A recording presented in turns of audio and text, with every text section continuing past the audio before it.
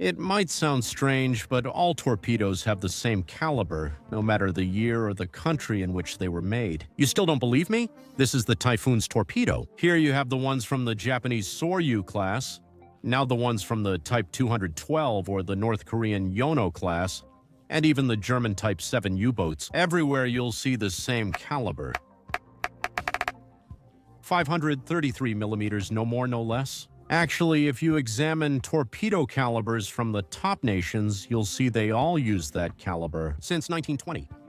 The torpedoes' lengths are also similar but not identical, like the calibers.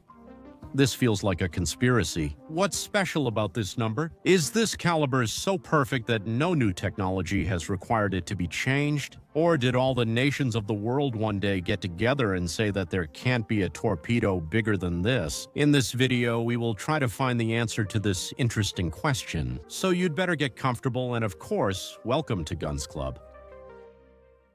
Well, as always, a bit of history will give us some context. The torpedo, as we know it, was invented by the Austro-Hungarian Robert Whitehead, who presented an experimental model in 1866 so that he could improve it. Whitehead greatly improved the design of the torpedo, making it more stable and basically functional, with it being powered by compressed air. Like many today, Whitehead presented two models, one 356 millimeters and another 450. The Whitehead torpedoes were a real sensation, being purchased by almost all the world powers in 1870, including England and the United States, who even bought the production rights for them. The .450 caliber quickly became the global standard. In those years, bigger size meant more range and more destructive power. That's why this caliber gradually increased. The Americans would take Whitehead's Mark IV and create their own torpedoes starting in 1911.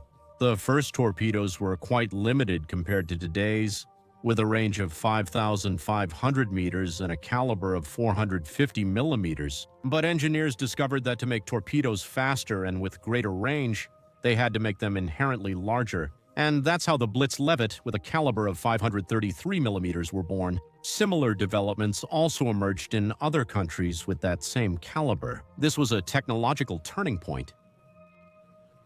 By doing so, a motorization allowed the torpedo to reach more than 15 kilometers with a constant speed. This American torpedo would also be acquired in large numbers by many navies.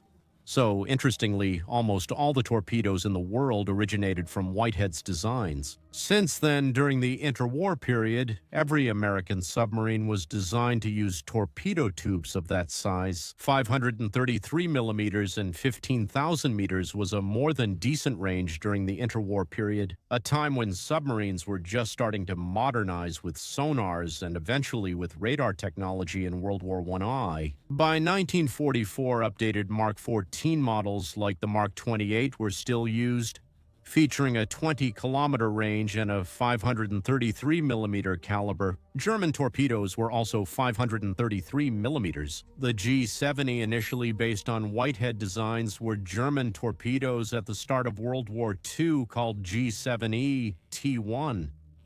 These had major fuse issues, making them largely ineffective. In the worst cases, about 20% of torpedoes failed to detonate as intended. Donat said in 1940, "Never before in military history has a battle force been sent out with such a useless weapon." The G-7 ET-1s were upgraded with much more accurate fuses, becoming the T-2S.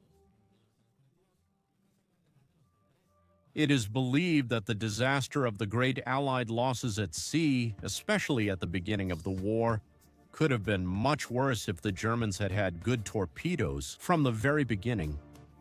Despite all these changes, the caliber was always the same, 533 millimeters. Like all the factions fighting in World War I, they practically started from the same torpedo. They all arrived at the same size ratio, which was ideal for the time. Most torpedoes had only enough range to match their detection range for attacks. The submarines and their warheads could seriously damage a ship.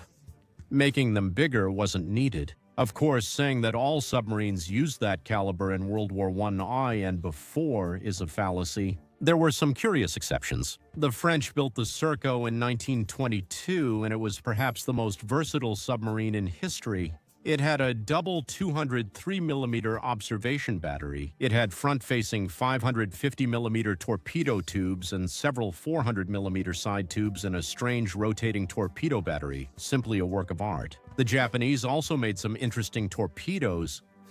The Japanese used the Type 93 in World War II. Gigantic torpedoes were mounted on battleships and large destroyers, making it the most feared torpedo in the Pacific. It was nicknamed Long Lance because of its monstrous range, which could exceed 40 meters, and it had a caliber of 610 millimeters. However, on submarines, the Japanese more commonly used the Type 95, which was 563 millimeters. Of course, after World War I, new technologies emerged.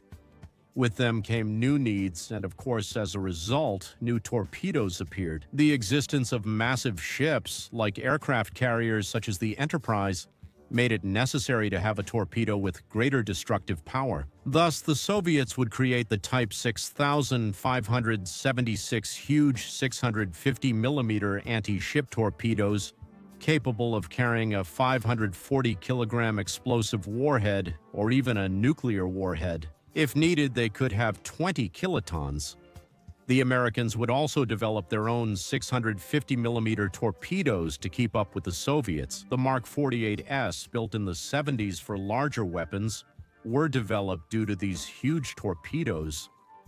However, the 533mm torpedoes weren't discontinued and remained in use alongside the larger ones. And that's because that particular size is ideal for achieving the perfect balance between range, destructive power, and speed.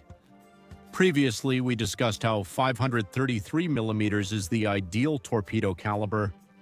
Mathematically, that's how it was, which is why all nations arrived at that number. But without a doubt, there's a definitive reason why navies never changed that caliber, and it was compatibility with existing platforms. Not only did submarines use torpedoes, but almost all warships did as well, from light cruisers and destroyers to battleships.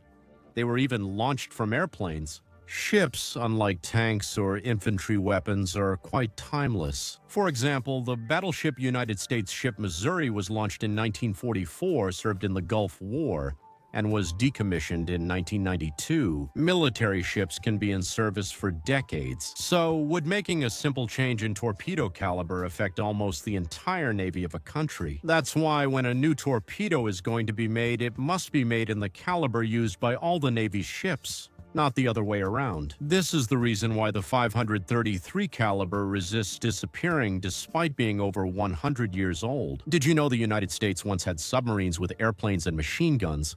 This video shows how. Thank you.